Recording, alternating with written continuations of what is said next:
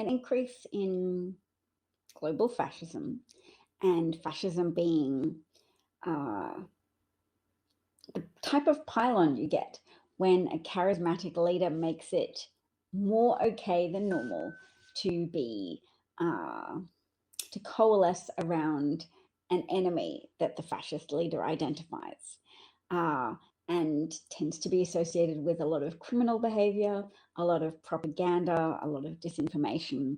And we've certainly seen that with regards to the big lie, Trump's lie that he won the election, and Trump's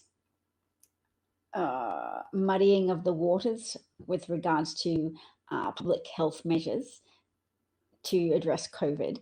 And a lot of other things have probably wised some people up to the dangers of ignoring fascism and the dangers of ignoring simmering racial tensions, which are often exploited by propaganda experts who have a lot of techniques for putting their thumb on any cracks that exist in a society. So I'm not here to bewail the existence of cracks. I'm here to talk about them, because making us more conscious of the unconscious forces at play in our lives, in our politics, and in our societies is a good way of giving us more control and influence. And talking as well about how we can influence each other, and how we can unlock better outcomes. So I'm just going to cross over, see if I have any comment section happening yet. I don't, but I do have people who've tuned in to hear me talk about possibly Deripaska, because that's a trending topic. So let's have a look. The FBI has swarmed the home, the Washington, D.C. home of Russian oligarch Oleg Deripaska, who was sorry, I'm going to interrupt myself to look at this awesome picture of an FBI agent, various FBI agents outside the home, the very fancy iron gate pillar laden home of Oleg Deripaska, evidently very wealthy oligarch, billionaire oil tycoon, close ties to Russian President despot Vladimir Putin. So I'm scrolling down just because in 2018, this is an important point, Deripaska was repeatedly denied a visa to enter the United States because of his alleged ties to organized crime. But the Russian government bypassed that by giving Deripaska diplomatic status. So he was able to circumvent the absence of a visa due to diplomatic immunity, and still therefore enter the United States. He was sanctioned and investigated for money laundering, and was accused of threatening the lives of business rivals, illegally wiretapping a government official, and taking part in extortion and racketeering. And as a consequence of those sanctions, Deripaska sued the United States government, but a federal court judge dismissed the case in June of this year. So that's nice, that's good. Oleg Deripaska is associated with the Russian collusion convergence story. And it's a story that has a lot of evidentiary heft to it, in that a lot of Trump officials during his campaign and post his campaign were found to have close ties to Russian officials, to the Russian ambassador, Sergei Kislyak, that they lied about. Michael Flynn lied so much to the FBI about his contacts with the Russian ambassador and others that he was charged with a crime, and of course was pardoned by Donald Trump, and suffered no consequences as a result, and does seem to have been fairly heavily involved in the QAnon movement since then, and trying to foment civil unrest and violence in America by telling his devoted cult-leaning followers that the time for talking is over and the time for action is now. And also speaking admiringly of the military coup that recently occurred over the last few months in Myanmar, formerly known as Burma. where the military overthrew the democratically elected government, massacred, I think, hundreds of its citizens, and has generally can be described as an oppressive military dictatorship.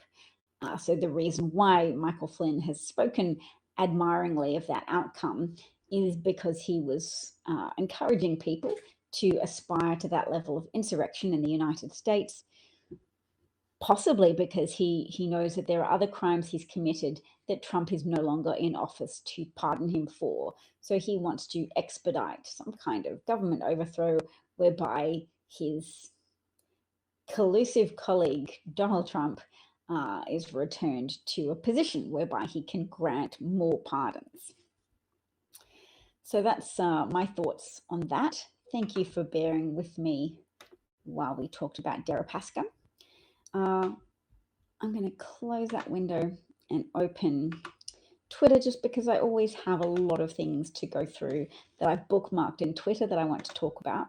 Twitter is an eclectic place full of highs and lows, but is often a very good source of breaking news and also insights from some of the better minds in the United States. So there's a lot of elite thinkers congregating on Twitter.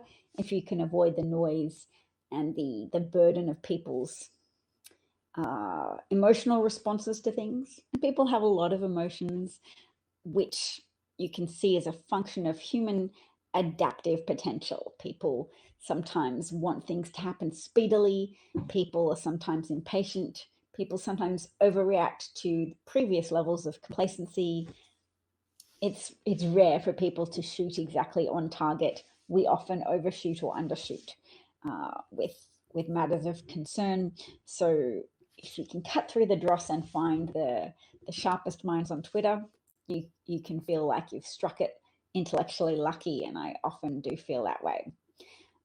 So that's a picture of Russian oligarch, Putin collaborator Oleg Deripaska, FBI agents swarming his home, probably giving a lot of people hope that now that a Russian asset is no longer occupying the Oval Office, that there will be more likely to be consequences for people that have committed various levels of crime and malfeasance in their efforts to subvert democracy in order to enrich themselves. Now, I'm going to pull back and point out that climate change is a big factor at play in political dynamics at a global level, and that the Russian government is heavily, and the Russian economy is heavily dependent on petrochemical profits because of Russia's oil and gas supplies.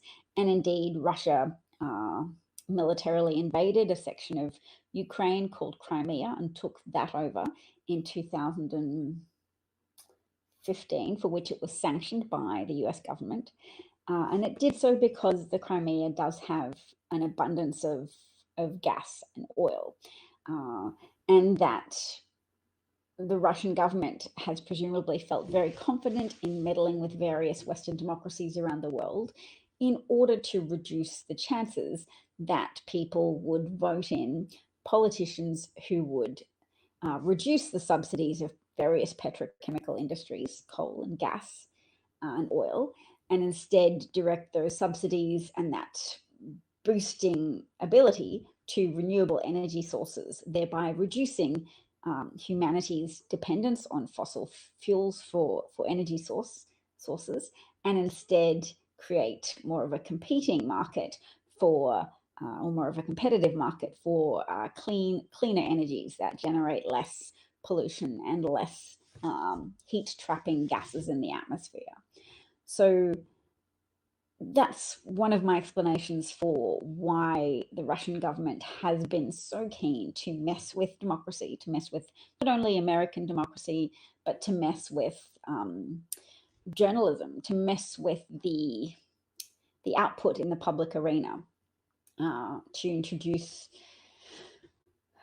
plans into mothers groups that mess with vaccine information, to try and create greater rifts in American society along the lines of race and racial cohesiveness, along the lines of trust in medical establishments, yes, just to create division and distrust in order to sabotage the West, in order to make the West look less desirable to Russian voters so that they are more content with their forever leader, Vladimir Putin, presumably until he dies, because he does seem to have a talent for getting legislation passed that will entrench his position as the leader of the Russian government.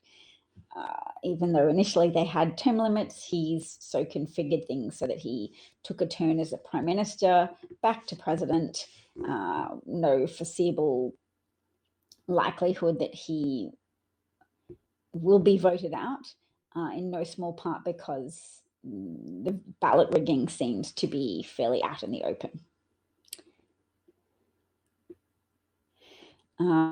John says, poor Russians listening to state media and not getting vaccinated and are having a horrible time with COVID deaths. Yes, anybody that is too easily persuaded by online disinformation is at higher risk of endangering not only themselves, but endangering people in their community.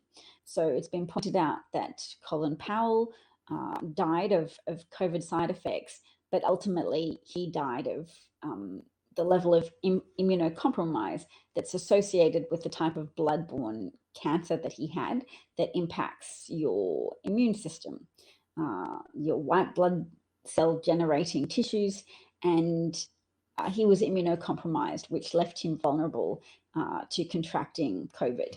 Now, as is often pointed out, the COVID vaccines don't always prevent infection. If you do are unfortunate enough to get such a significant exposure to COVID that you still contract it, you're more likely to get a mild case.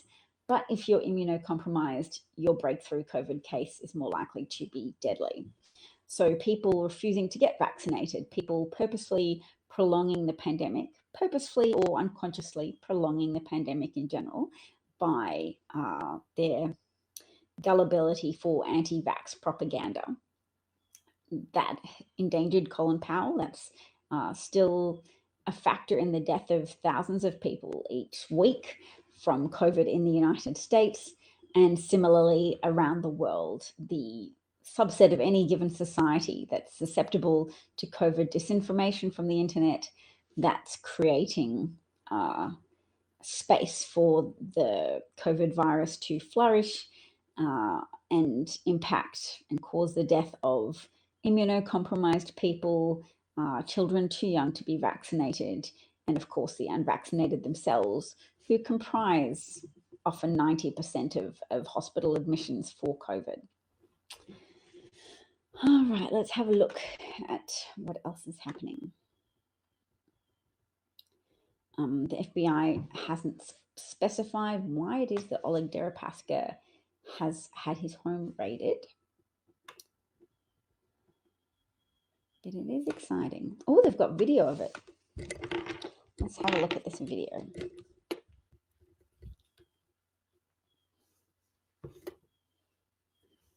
We're not going to get a tour of Oleg Deripaska's house, but we might get something.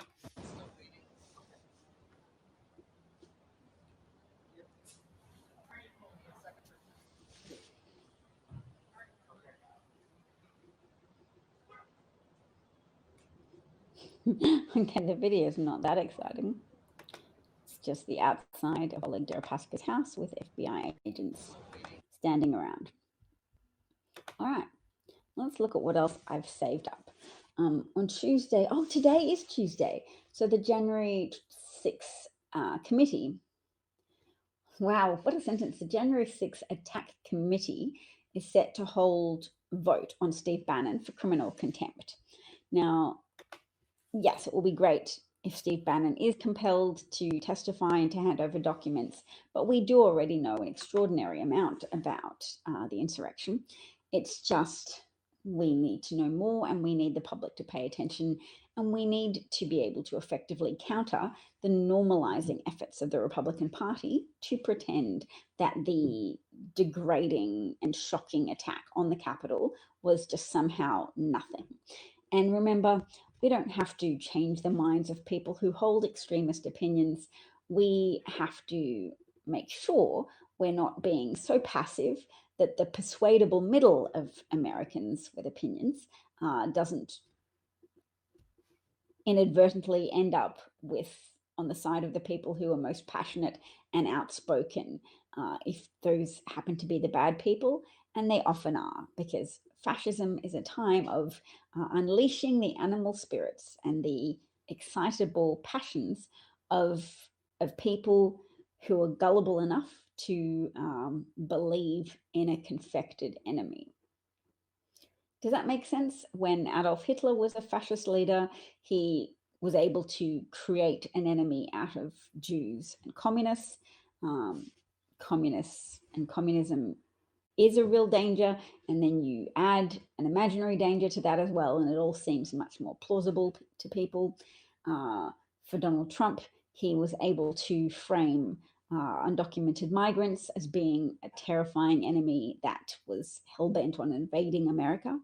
And he was ably assisted in that goal by Fox News and other conservative news outlets that had spent decades trying to whip up community sentiment against undocumented migrants and to work people up into a lather of emotion that everything that they'd loved and worked for was threatened and was in jeopardy as a consequence of uncontrolled porous border incidents. And I watched a little bit of Fox News today myself online. It's so awful because those people do speak very passionately and with a great deal of conviction. And you can see how easy it is for regular viewers of that show to just have their minds almost taken over by that level of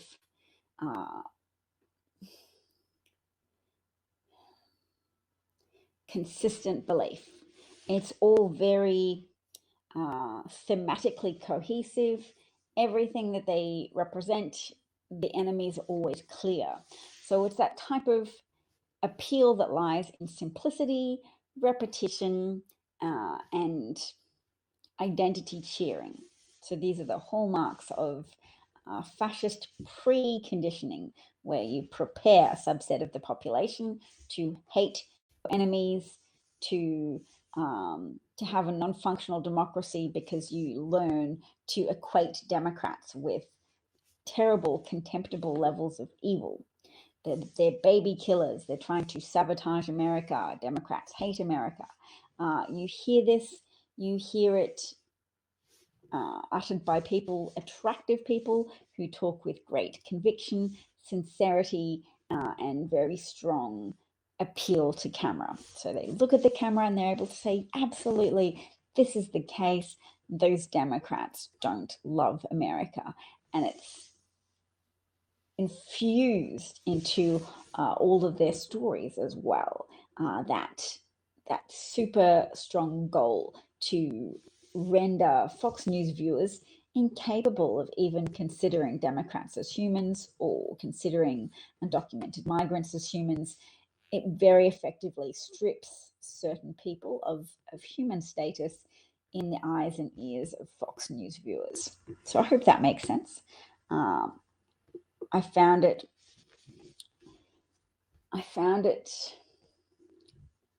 intoxicating. I could see how a casual viewer who doesn't have convictions as strong as mine, and I've had various points of my life where I haven't had strong convictions. If I'd had the misfortune to turn on Fox or have a friend or family member turn on Fox for me at that moment, I could have found all of this stuff very persuasive as well. So I say, there for the grace of God, go I.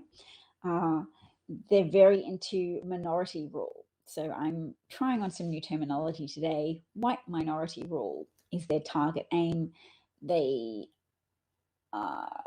do understand that white supremacists have a powerful motivator to vote if you tell them that their heritage is at stake, that whatever they're most proud of being associated with, that the left wants to take that all away. They want to take your pride.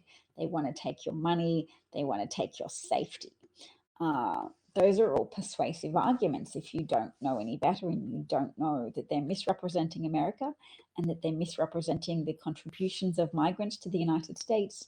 They're misrepresenting the exploitiveness of various employers who continue to act as a pull factor to America for undocumented migrants by employing people in exploitative and precarious positions and ignoring their undocumented status. So the Biden administration has announced that they're going to make more of an effort to prosecute and investigate exploitative employers who do offer employment to undocumented migrants knowingly, wittingly, and exploitatively. All right.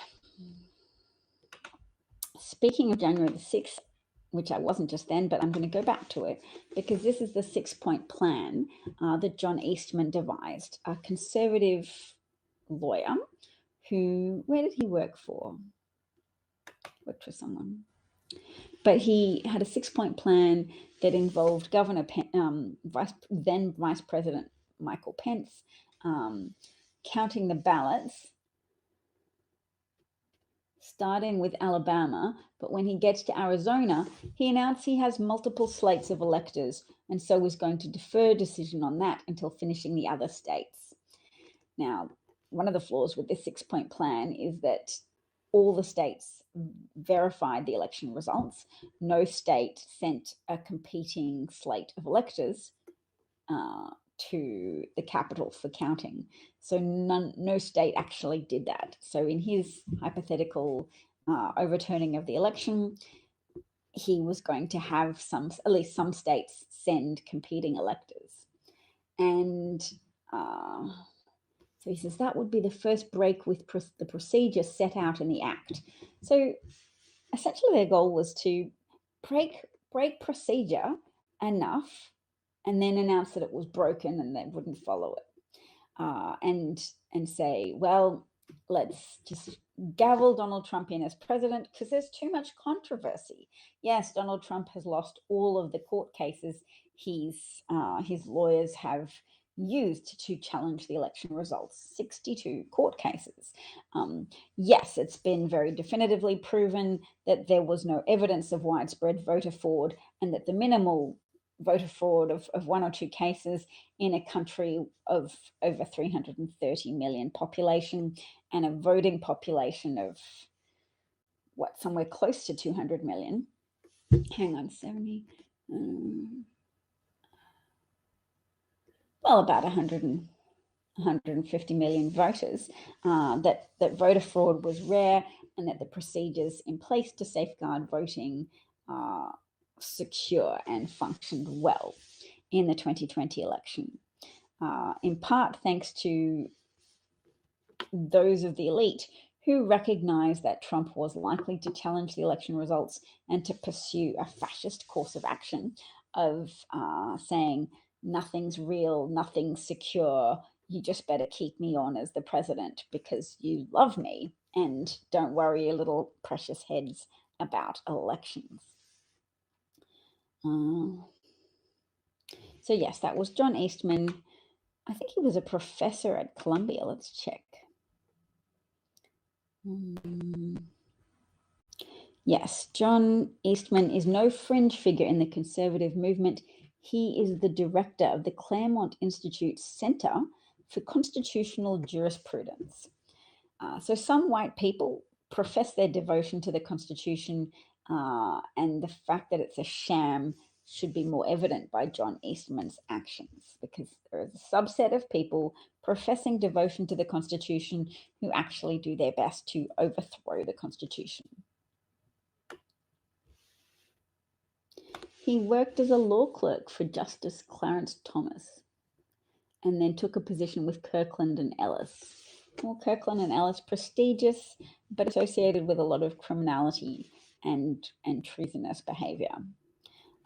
Some prosecutor who prosecuted Boeing after there were 2 airplane crashes, cut a deal for deferred prosecution with the Boeing company, and then took a role subsequent to that with Kirkland and Ellis, who Boeing as a client of.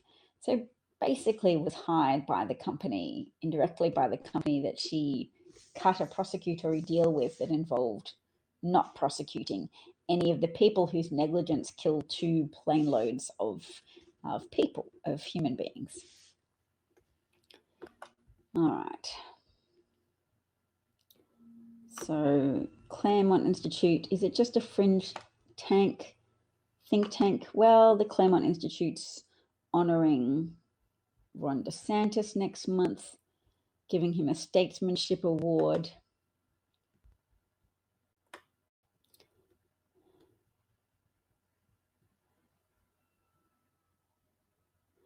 Oh, and if, yes, to work with that 6-point plan, if then Vice President Pence had followed this plan and had just gavelled Trump in as, oh, we've just thrown out the results of the election and said that we feel in our heart that Trump deserves to retain power, the American people would have taken to the streets to protest a self-coup, and the architects of this plan would have the chaos they intended.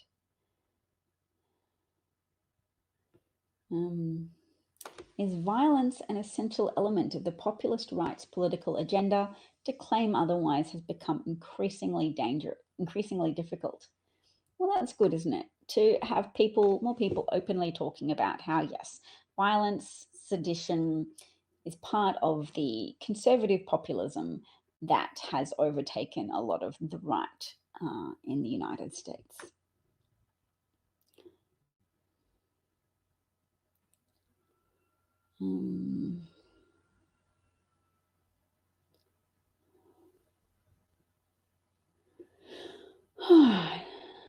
So yes, it claims to be a legal memo, but it's essentially a point-by-point plan to destroy the longest-standing democratic republic in the world. It's sedition, and it would be nice to see John Eastman being prosecuted for that. There are anti-sedition provisions in the Constitution, and it's not a lawyer called Ron Filipkowski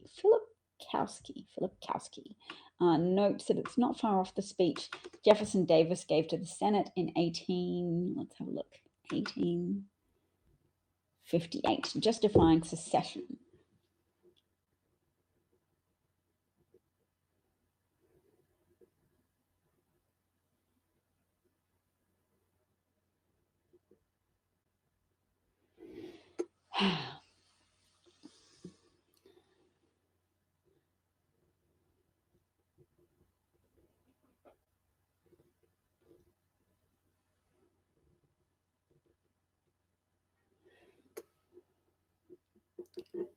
The same, I wonder who he's talking about. He says the same, is he talking about Abraham Lincoln?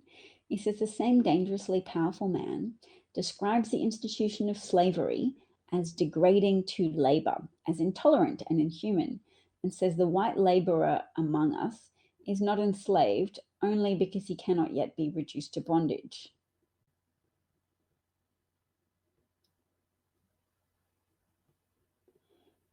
You too know that among us, white men have an equality resulting from a presence of the lower caste, which cannot exist where white men fill the position here occupied by the servile race.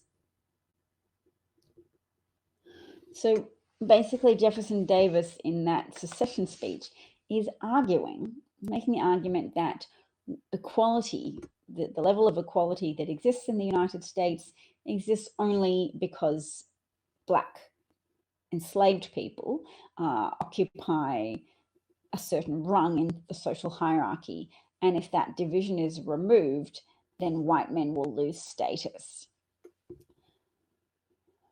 And if we pull back and look a bit at the big picture of the United States, we can see that belief, that perspective has a legacy that is still present in some people's thinking today, that they believe that there should be a social hierarchy, and they believe that their status in society as white men is to a degree dependent on the degradation and servitude of Black people, and that Black people should be locked up as proof of their inherent inferiority, and that is the only way to confirm the superiority of white men, who can then enjoy an elevated position in society and a degree of parity amongst each other, secure in the conviction that there is a lower rung of society. Because, yes, slavery has been outlawed with a proviso that unless there is criminal penalties involved. So if you've been found guilty of a crime, then yes, you can be enslaved, you can be impelled to labor in a certain job and receive a pittance. And that is acceptable, an acceptable form of slavery, because that was written into the constitutional amendment that ended slavery as America knew it. And that may have incentivized some fairly systematically oppressive tendencies on the part of prosecutors, investigators, and judges to lock up Black people and to relatively under-prosecute white criminals. Well, that was really interesting to read some of that Jefferson Davis speech.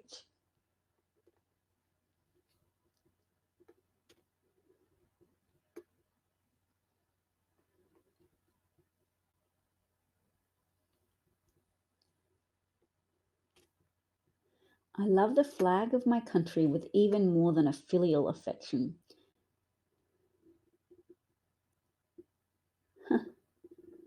So he loves his country, but he just wanted to secede from the Union because it was such a potent issue to him that slavery be maintained as an institution. I'm going to keep that. I'm going to save it.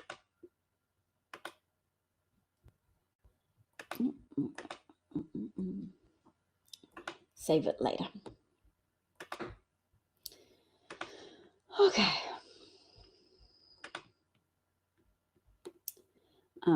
Oh, this is a great speech, and it speaks to my greater point that some people feel the need to shore up their own sense of elitism and superiority and their own entitlement to white male minority rule, and that helps them feel like everything in their world works. But this is one particular commentator. His name is Howard Cosell, and he worked for the ABC. And apparently the ABC used to trade in stereotypes. So Howard Cosell was sort of the confident, opinionated Jewish New York character. And then there was someone who was more of an everyman and somebody who was more Southern.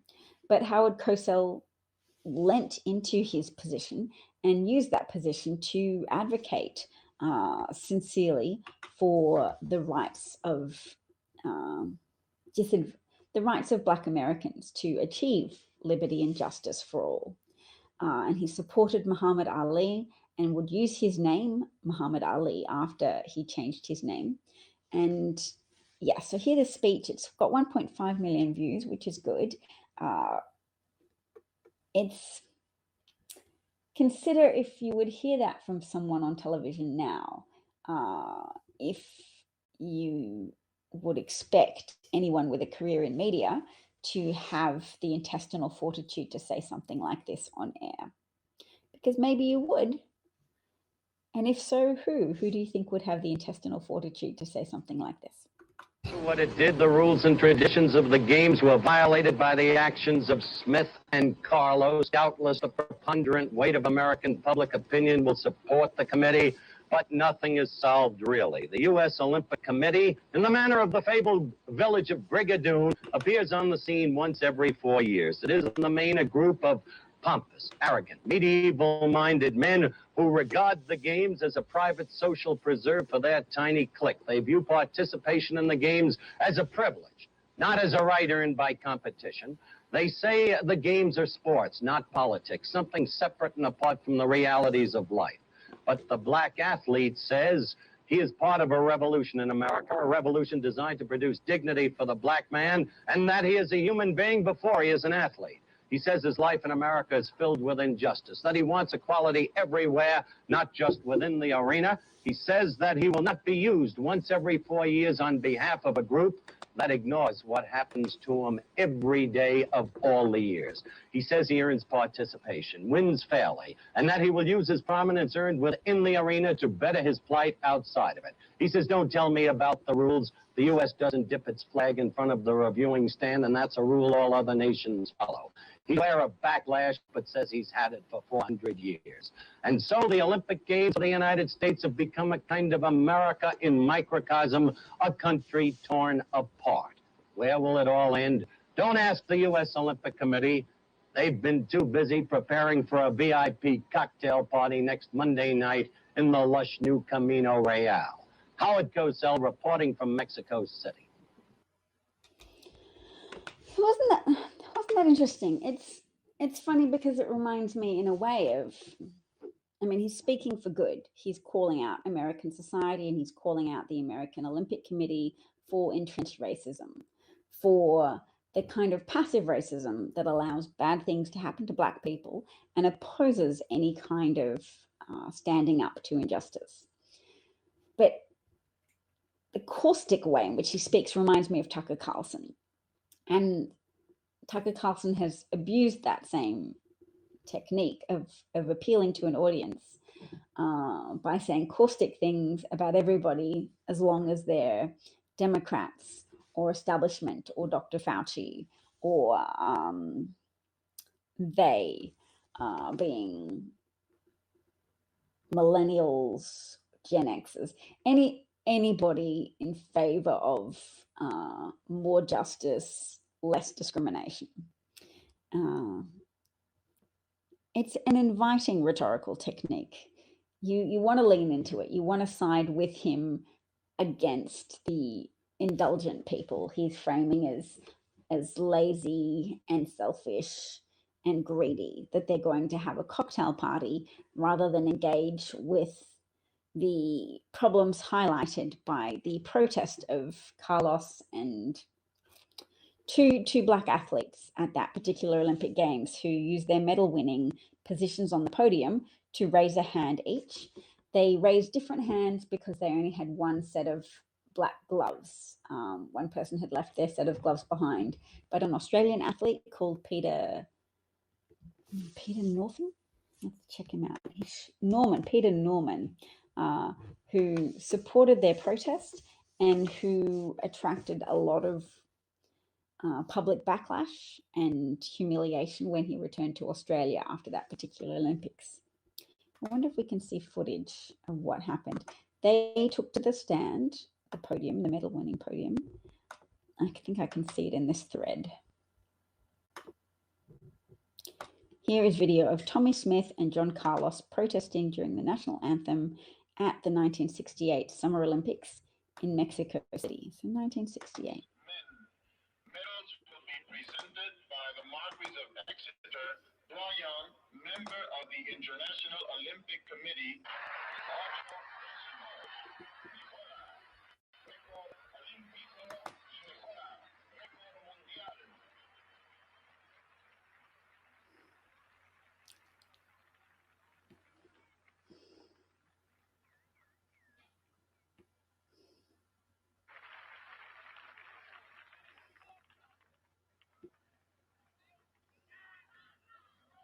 Premier et champion olympique, Tommy Smith, États-Unis, 19 secondes, 8 dixièmes.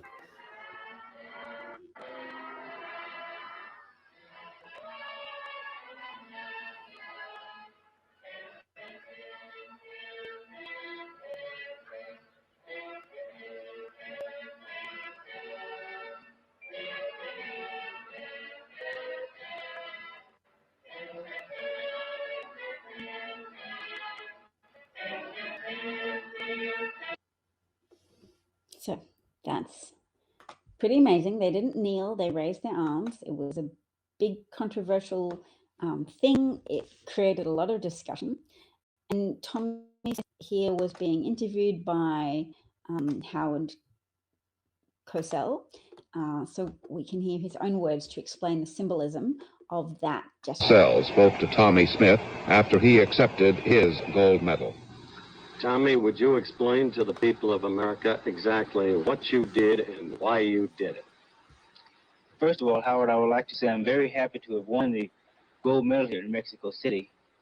The right glove that I wore on my right hand signified the power within Black America. The left glove, my teammate John Carlos wore on his left hand, made in art, my right hand to his left hand, also signify Black unity. The scarf that was worn around my neck signified blackness. John Carlos and me wore socks, black socks without shoes, to also signify our poverty. And this is the motivation, the symbolism of what you did. Now, do you think you represented all Black athletes in doing this? I can say I represented Black America. I'm very proud to be a Black man, as I said earlier, and also to have won the gold medal. And this, I thought, that I could represent my people by letting them know that I'm proud to be a Black man. Yep, he's proud to be a Black man, and his black socks represent the poverty of his people, and he and his fellow athlete wearing two different black gloves represented the unity and an arc between them. And it's a good flashback to see the continuity of efforts to advocate for the Black community in the United States. The problem is not only the circumstances that have affected the prosperity, the life circumstances, the employment and educational opportunities, the financial opportunities, i.e. being able to obtain a business loan or a mortgage, that has impacted the prospects of Black Americans. It's also the gulf in recognition of these types of circumstances between Black America and white America. And even the knowledge gulf that everybody has, because it's still relatively an under-discussed factor that there is more lead paint in the homes of impoverished Black Americans than there are in the homes of impoverished Latino or white Americans. That there are some baked-in prejudices that ripple through various institutions and result in outcomes that are highly disadvantageous to Black people, because exposure to lead affects children's learning abilities, is highly associated with learning difficulties and highly associated with rates of violent crime 20 years after lead exposure has transpired, childhood lead exposure has transpired. So government bodies just not feeling as motivated to get the lead paint out of homes where Black Americans dwell has a very long shadow to it.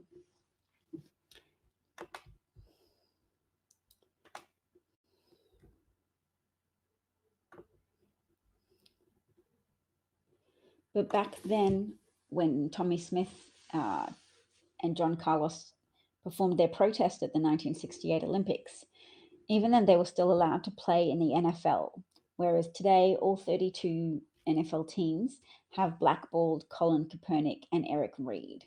And you'd think that the George Floyd social justice protests might have changed that outcome, and perhaps Colin Kaepernick would have found himself re-accepted back into the NFL. But I guess that would involve acknowledging they did something wrong to blackball him in the first place, which might potentially give power to litigation against the NFL for mistreating their players in the first place, for using their profile to draw attention to police brutality that is disproportionately affecting Black Americans, that Colin Kaepernick sought to highlight and protest. and he's still being punished for that. And that punishment is unlikely to end at any time soon, because the NFL will probably resist changing their course out of a reluctance to acknowledge the error of their decisions in the first place.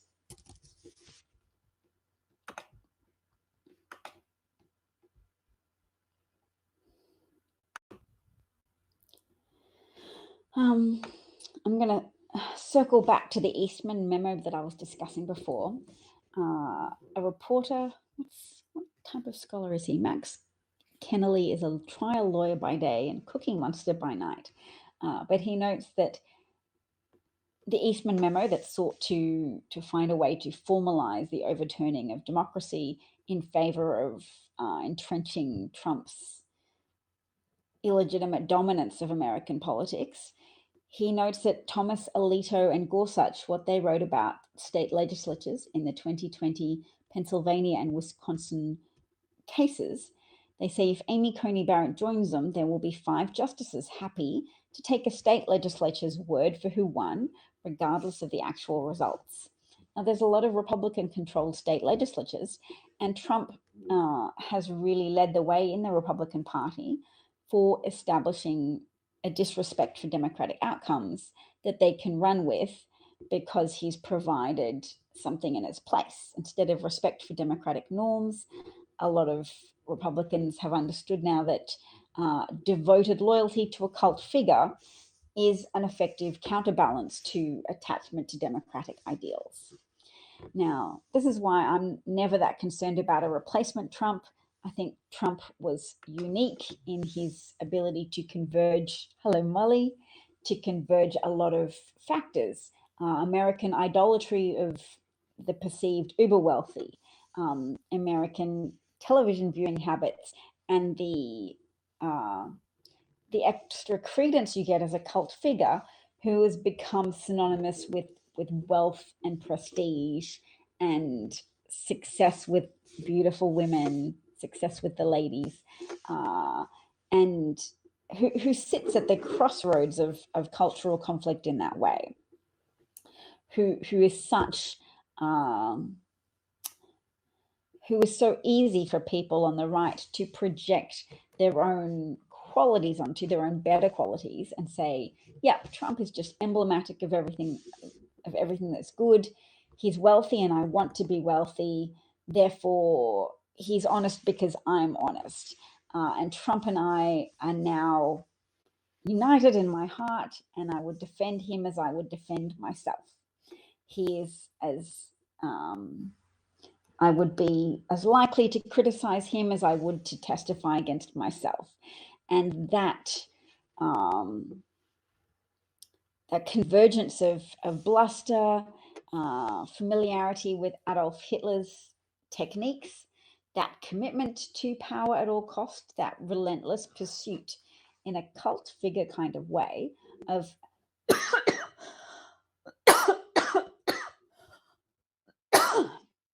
I need a drink of water. Huh.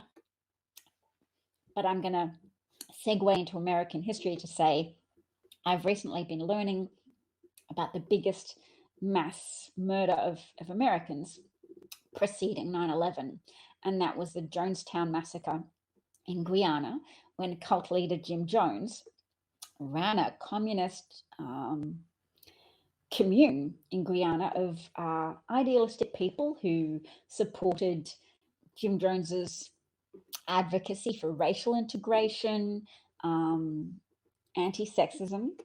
It helps me understand a little bit of American antipathy towards socialism, because Jim Jones definitely deployed a lot of isms in condemning modern American society.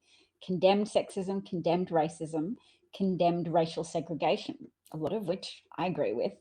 But he endorsed communism, he valorized the Soviet Union, he had indoctrination methodologies, and in his earlier life as a preacher, he looked to charismatic preachers who told him that leaders are good at creating enemies and uniting people against an enemy.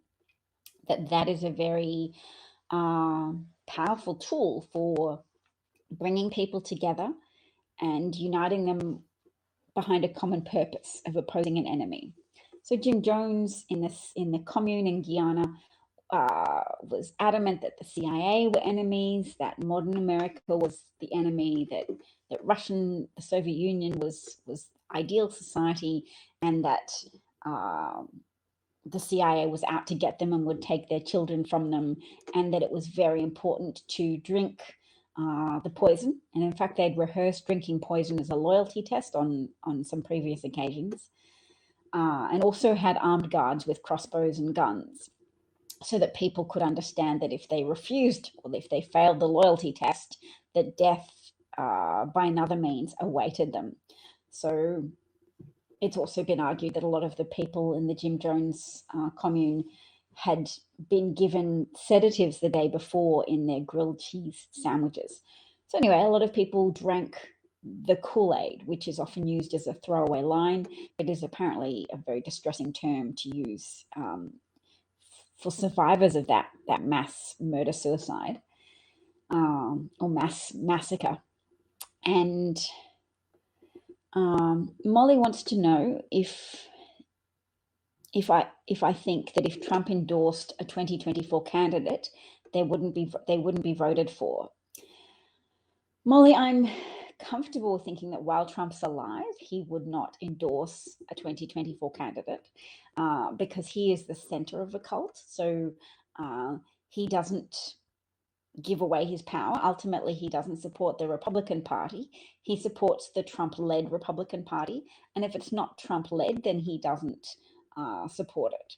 So he endorses people only as proof of his power, but that's still in a hierarchical scheme in which he heads the Republican Party.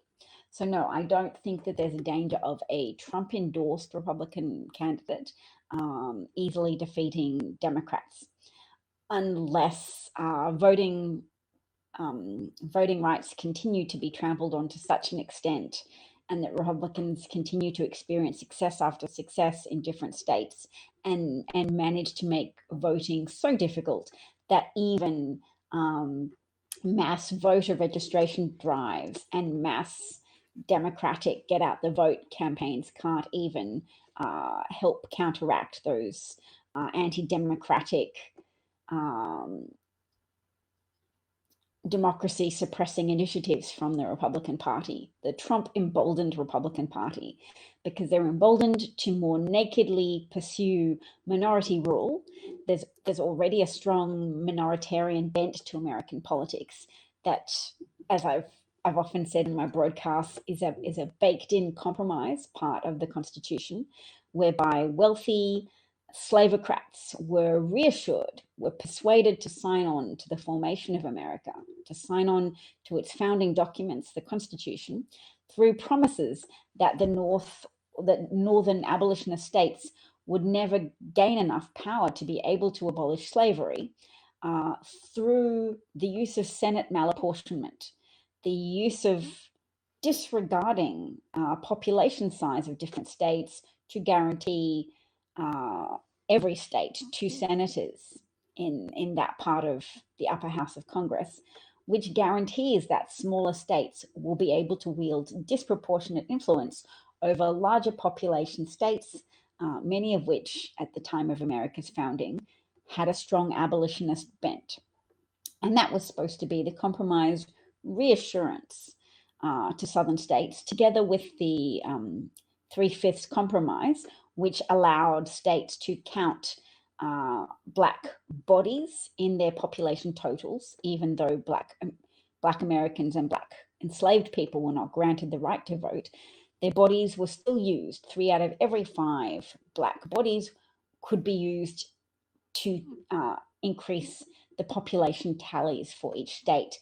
And those population tallies were used to calculate how many representatives would be awarded to each state to then occupy space in the House of Representatives.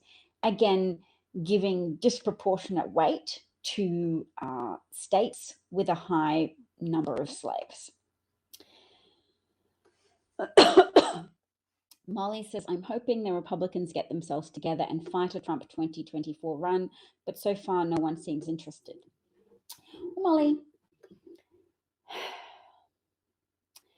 the good thing about Trump is that he's very divisive in the Republican Party and also very galvanizing to Democratic turnout. So when Trump's involved in politics, Democratic voters are more likely to go out and vote in a system that we have to acknowledge is still voluntary. People make the effort to vote when they feel sufficiently motivated.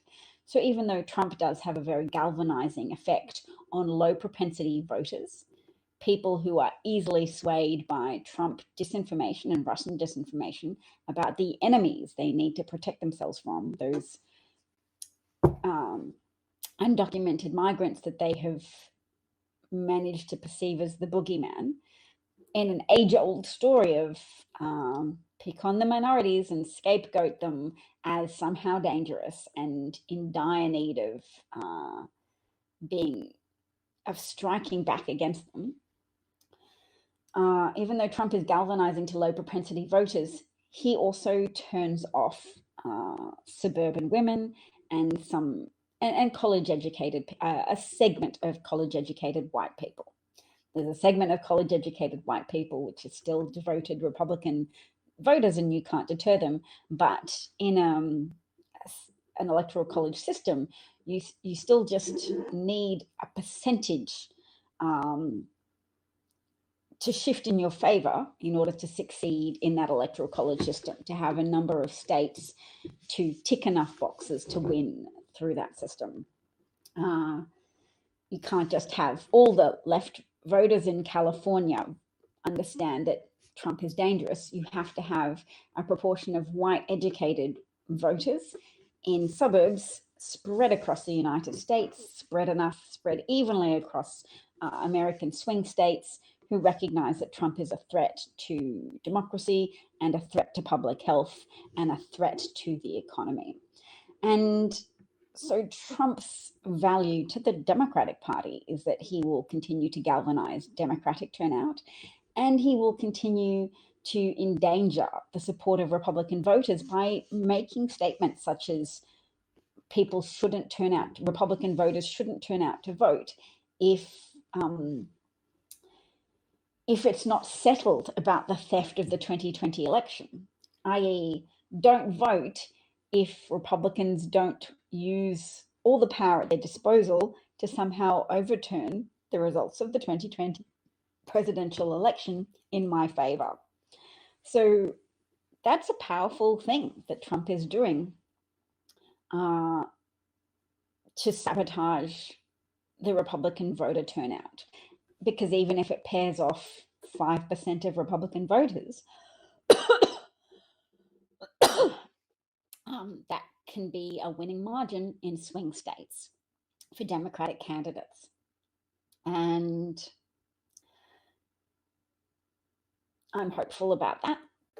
I think Senator Joe Manchin and Senator Kristen Sinema are the biggest dangers to democracy at the moment, because they're still evidently highly motivated by corrupt issues of being paid by corporate donors to sabotage the clean energy provisions of the Build Back Better bill. Senator Joe Manchin's demanding that the renewable energy subsidies be rolled back, be removed from the proposed infrastructure bill. And Sinema may or may not be able to be persuaded once Joe Manchin's been negotiated with, but she's just being obscure about her demands. Oh yeah, I just don't like it, but I won't tell you what I want. What she wants is probably to keep her donors happy by sabotaging as much as she can. Joe Manchin's become more explicit about what he wants. He wants to destroy the clean energy provisions. He wants to destroy the climate provisions of the Build Back Better bill. And that's destructive to democracy in that it's potentially discouraging to voters on the left who have really who really prioritize a habitable planet and who really hoped that Joe Biden would be able to deliver. And if their worst fears are confirmed that the Democratic Party in power can't deliver with regards to clean energy and climate infrastructure, they may be deterred from voting. So those are my big concerns. I'm not afraid of a candidate who does Trump better than Trump. Trump is the pinnacle of American fascism. He's wealthy. He's idolized by evangelical Christians.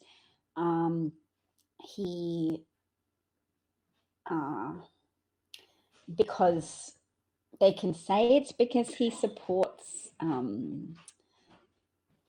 appointing anti-choice justices to the Supreme Court, and that's a great cover story for them.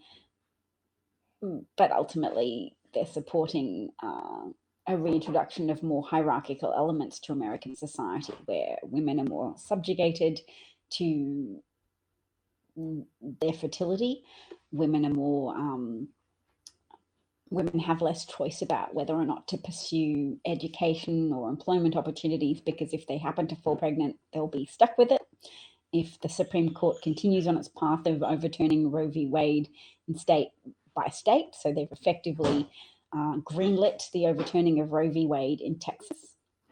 No exceptions for rape or incest. You just, once you find out you're pregnant, if essentially a 4-week window has passed, you're stuck, particularly if you don't have the means to leave the state.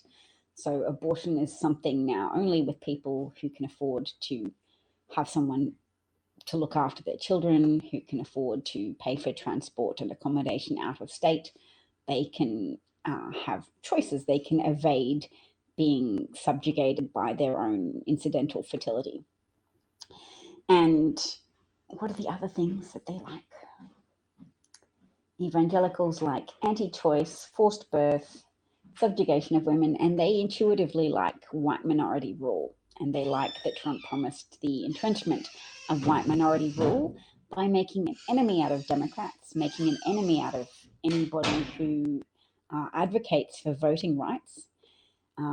They understand that Trump is very good at selling the concept of enemies. He's very good at fabricating enemies and confecting evidence to sell that story to people, to turn out voters who are susceptible to that false argument that America is in danger from undocumented migrants, and that their heritage is being diluted, and that the left in America wants to take from you real Americans, because if you're white and rural, then you're more likely to be a real American.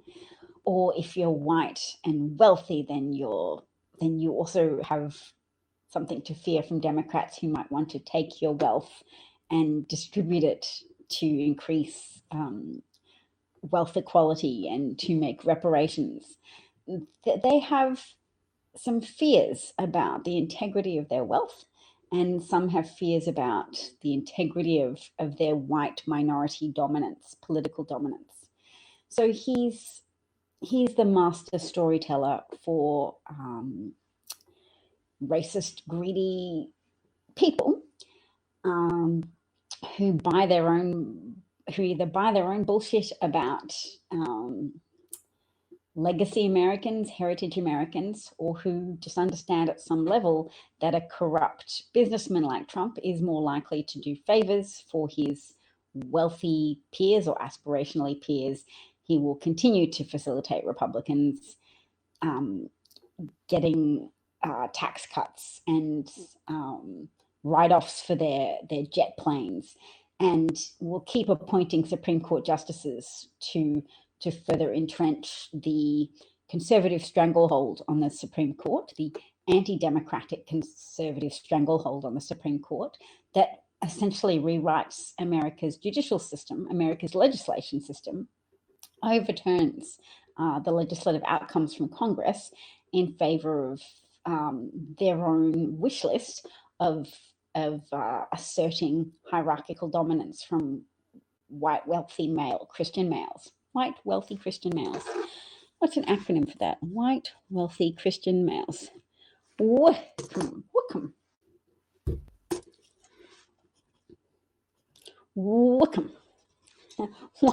White, wealthy Christian male dominance. Wickham. They want to welcome America again, i.e. restore elements from the 1950s whereby your status as a white person gave you not a guaranteed level of wealth, but a subset of American society to feel superior to, because, hey, you could vote. They can't vote. They are somehow lesser Americans. And even if you're not financially wealthy, you're emotionally wealthy as long as you have a strata to despise. And that's what the Supreme Court offers America. The white racist subset of America is their devotion to re-implementing a strata of lesser Americans, a strata of second-class Americans, Americans whose voting rights aren't protected, Americans who will be deprived of political power because their ability to vote will be messed with by Republican legislation that will promise to be intended to reduce fraud, but really just addresses ways that African Americans are likely to vote and makes that more difficult. So just a lot of covert stratagems for reducing the ability of Black Americans to exercise political power in the United States, making them a tier of second-class citizens, and therefore restoring some formalizing some stratification of American society into not just haves and have-nots, but can vote and can't vote. Helen's here and says hello from Edinburgh. Edinburgh.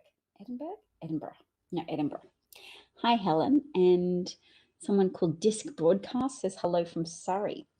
Where's Surrey? That sounds English to me. Let's have a look. Surrey. It's a county in southeast England which borders Kent to the east. Lovely. Well, welcome to the broadcast.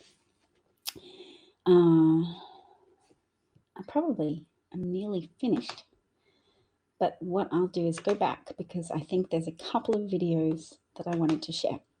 Edinburgh. Thank you, Helen. That's much appreciated. All right. Joe Manchin is arguing against the expanded child tax credit. So that's important because it highlights that he's disadvantaging his own constituents. He's advocating for the Biden administration to put provisions in the Build Back Better bill that would disqualify you for child tax credits if you earned over $60,000. All right, let's have a look at the details. So the expanded child tax credits empowering the proposed child tax credit enables people to have families despite material constraints. So even if you have more children, it doesn't confine you to poverty. It also provides a disproportionate boost in purchasing power in rural and less populous areas because they tend to have more people and larger family sizes relative to population.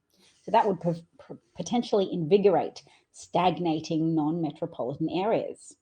So this is nice. I mean, Trump increased the rural-urban divide by feeding into an emotional dynamic of rural people going, oh, well, the elites despise us and they think we're racist and backwards, but we say, no, we're not racist. Some of us voted for Obama. We just understand now that America's being invaded by migrants of color, and only Trump is strong enough to tell us the truth about that. So in West Virginia, it would be in the top 10 states with increased purchasing power as a percentage of state GDP if the expanded child tax credit goes through. So what would happen in West Virginia under Senator Joe Manchin's proposed changes? This journalist asked the Niskanen, they're a think tank, what its model shows, and the results are stark. The number of children benefiting would be cut by as many as 190,000, and the state's residents could lose more than $250 million in annual purchasing power. So he's really sabotaging West Virginia with his opposition to this expanded child tax credit. Wisconsin policy director calls Manchin's position performative austerity and points to a deep perversity.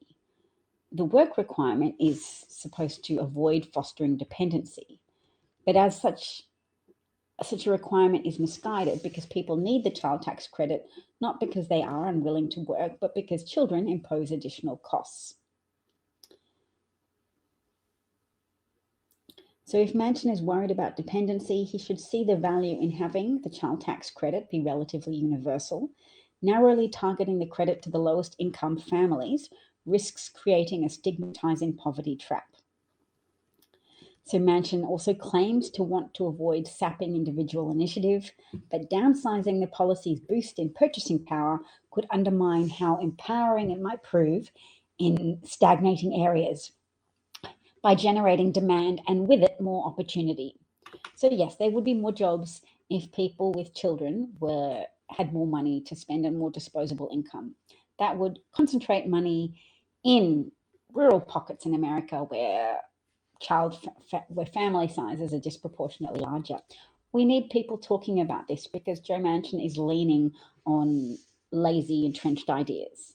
American society is kind of at the cusp of accepting that greater stimulus works better, that the emergence from recession has been sharper under the Biden administration than it was in the Obama-Biden administration, where they were more scared about putting lots of money into recovery. That's why there's often a beat up about inflation now, because they're trying to say, oh, well, the economic recovery is coming at too great a cost and it's all going to go to hell in a minute because everything's so expensive. There has been inflation and it's been temporary. The inflation has come down recently. It was a consequence of the economy reopening after a significant period of contraction when everybody stayed indoors for a year. Not everybody, but a lot of people, because of an underdealt with pandemic that was rampaging under the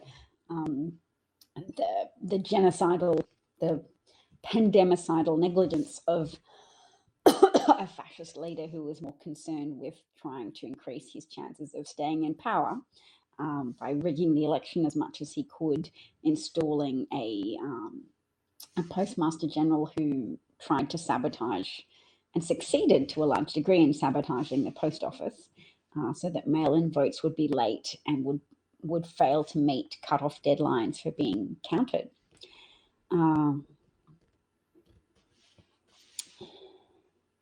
So yes, I think that's been an important point of debunking Joe Manchin's arguments, which needs to be debunked more broadly, because they're not just Joe Manchin's arguments. They're the arguments of a lot of conservative politicians and thinkers, and they've seeped into a lot of areas of the United States. We've been at a crossroads where a lot of those ideas have been discounted by America's rapid recovery from the COVID pandemic recession. But there's still such a stranglehold on American media by the dominance of conservative thinkers, pundits, channels such as Fox News, OAN, Sinclair, etc. So Europe experienced a triple dip recession after the global financial crisis because their politicians chose austerity rather than the Keynesian method of stimulating the economy during a downturn and reversing course on economic contraction through the injection of funds. They're like, we'll just put less money into the economy. We'll go with that idea of analogizing the economy to a household budget.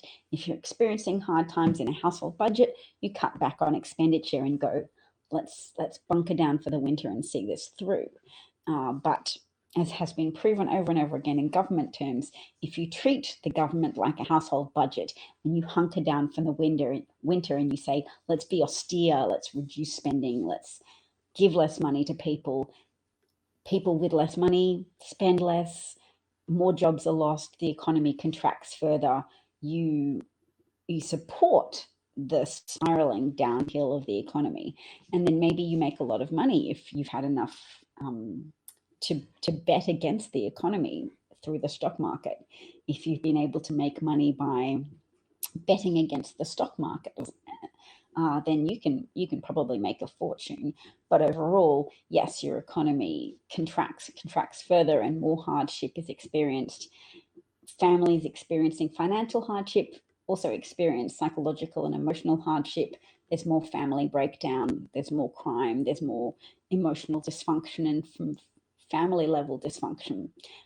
So you create terrible hardship, and the more we share our understanding that that's the case at a low level, because I'm sure a lot of elites understand it and a lot of conservatives willfully fail to understand it. And then a lot of people on the far left fail to understand anything at all and just keep insisting that communism is a beautiful utopia that we should all aspire to. There are Fruit Loops on both sides, but I would argue that in the present day, the willfully blind conservative pundits have caused more damage. Although there are still various places where communism is damaging the world. So North Korea, China is modified communism, so it's still a very centralized authoritarian society. A hallmark of communism, even if China has modernized and embraced a degree of capitalism, it's still within the framework of a planned economy and a highly centralized, government-controlled economy. So Helen wants to make that distinction between communism, no, socialism, yes. I've written off the word socialism, which I know will be alienating to some people because they're readily able to differentiate between the two. I think some societies that have embraced socialism have clearly also then embraced communism. So I think the connection is too polluted, and I'm happy to say instead I support strong social safety nets and economies with and well-regulated economies and well-supported economies, so governments that understand the power of economic stimulation. So stimulated, well-regulated economies with powerful social safety nets. That's what I support, and I reject the term socialism just because it is too close for comfort. Countries with governments that have described themselves as openly socialist have often achieved outcomes that are communist. I mean, a lot of the European countries that are sometimes described as socialist aren't really socialist, and they don't describe themselves as socialist necessarily. There are political parties that are more on the continuum towards valuing social safety nets and valuing government stimulation and valuing appropriately high levels of government regulating of business enterprise, appropriately high levels of government regulation of businesses' ability to pollute, so containing the more antisocial impulses that some businesses have. And a lot of businesses behave in a very antisocial way unless constrained by legislation and enforcement of that legislation. So yes to higher wages, yes to social safety nets that prevent more economic cliff outcome, more people being pushed off the edge of financial viability by hardship, more recognition that supporting people through misfortune and dysfunction is actually a better way to keep high levels of workforce participation and to keep good outcomes, to maximize good outcomes for human beings who are involved in a society and to keep a more cohesive, functional society.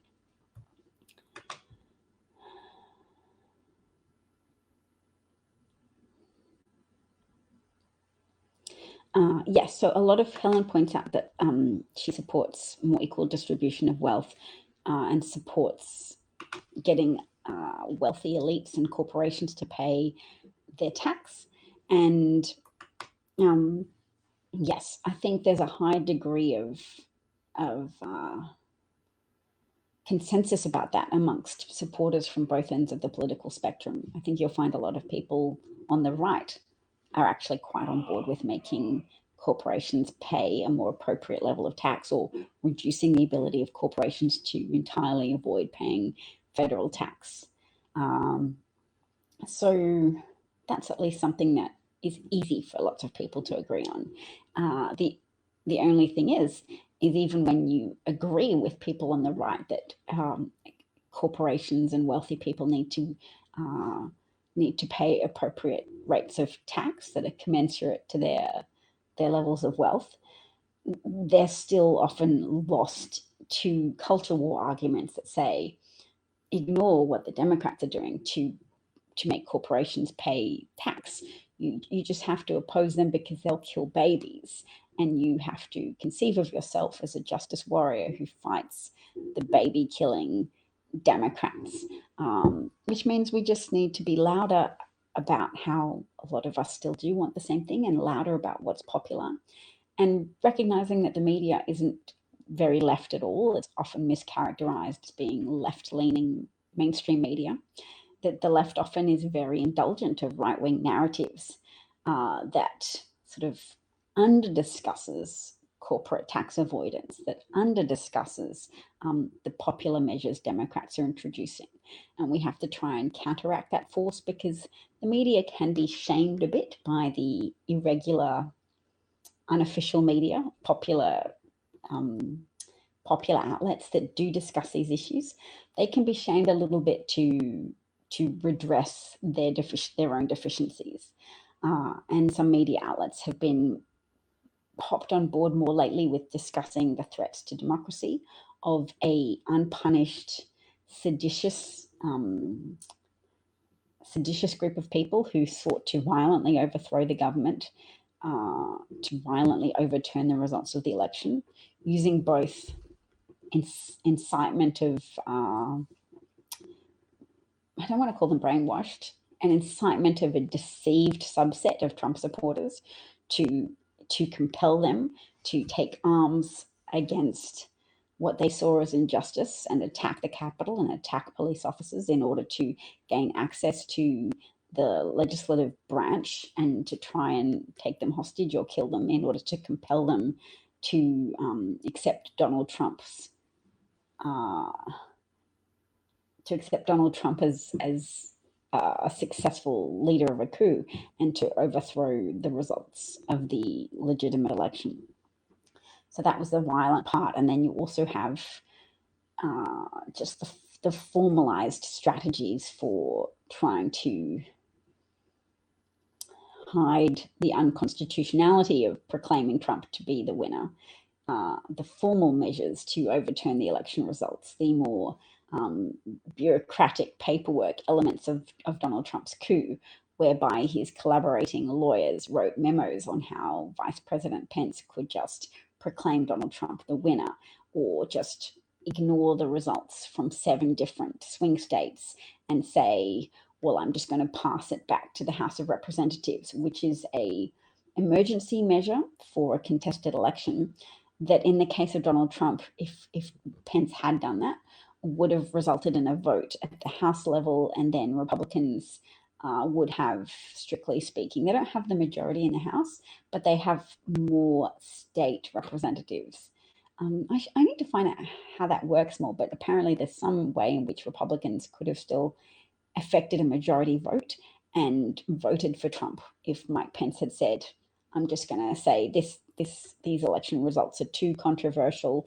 Let's just activate this emergency procedure for determining the true winner of the election. If he had done that, if he hadn't been worried that it would be too contentious and he shouldn't do it, he wouldn't have had all the Trump supporters chanting, "Hang Mike Pence." He wouldn't have had all the Trump supporters invade the Capitol trying to kill him and attack him. But yes, he was just, I guess, a bit concerned that that method of installing Trump for a second term, an illegitimate second term, would just have been too controversial, and he couldn't bring himself to be associated with that. Helen said, yeah, what happened with that? We never heard any more about it. Were people prosecuted? Did Trump see any consequences for that, the Capitol attack?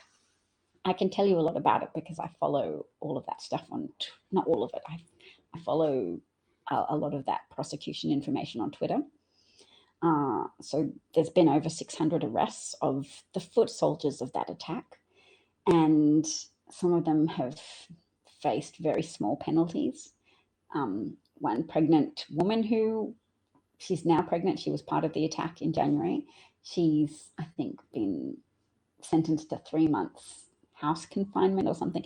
There's been some very light sentences given to the people who sought to overthrow democracy. The people who there was evidence to condemn them for violently attacking police officers. I think somebody got, it's all being appealed and challenged, but I think somebody got potentially a 3-month jail sentence because the prosecution weren't even asking for jail. But the judge said, no, I think some jail term is important as a deterrent. As for the organisers, that's being followed up by the January 6th Commission, which is currently trying to subpoena various players in that conspiracy. Steve Bannon was notable for refusing to cooperate with the committee and the subpoena. So today there was a vote on should Steve Bannon be referred for criminal contempt. The committee had already voted to refer it to the House for voting. Should Steve Bannon be referred to the Department of Justice for prosecution?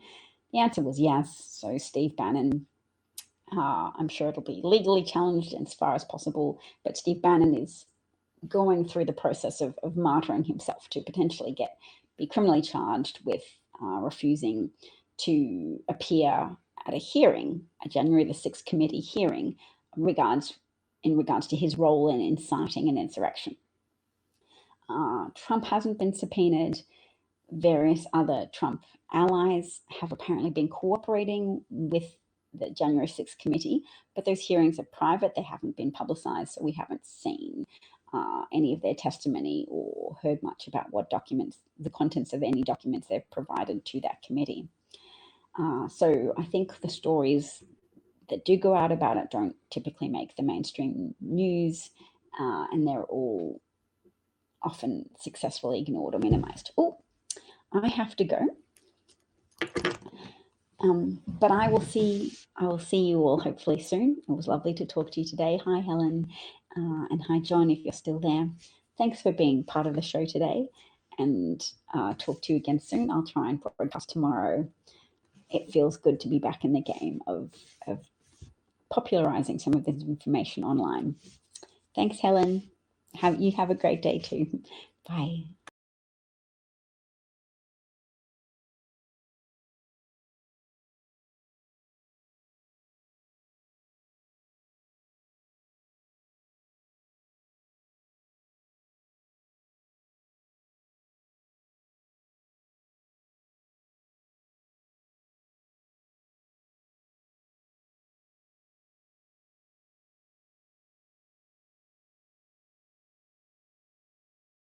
Sign out properly. I got to click end broadcast. Oops.